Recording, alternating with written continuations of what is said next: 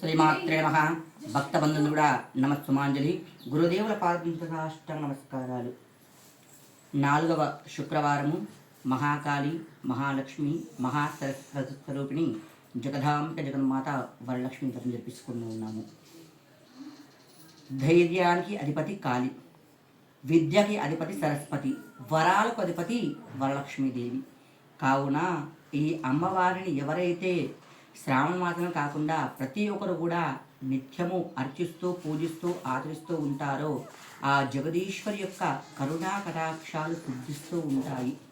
ఎవరైతే మనసా వాచా కర్మణ ధ్యానిస్తూ పూజిస్తూ ఆచరిస్తూ ఉంటారో ఆ జగదాంబిక జగన్మాత ఇంత చక్కని రూపాన్ని దాల్చి ఇక్కడ అవతారం వచ్చి దాల్చి కూర్చుంది.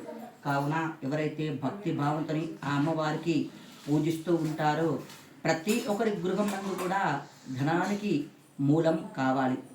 కాబట్టి అమావాస్య రోజు కూడా ఈ అమ్మవారి పూజించవచ్చు.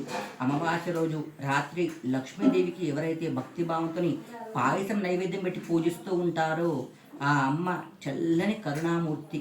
కాబట్టి ఖచ్చితంగా ఎంత ఇబ్బందికరంగా సమస్య ఉన్నా కూడా ఆ జగదీశ్వరి పూజిస్తూ ఉంటుంది. శ్రీమాత్రే నమః. నా ఛానల్ ఇంకా లైక్ కొట్టండి, షేర్ చేయండి, సబ్స్క్రైబ్ చేయండి. జగదీశ్వరి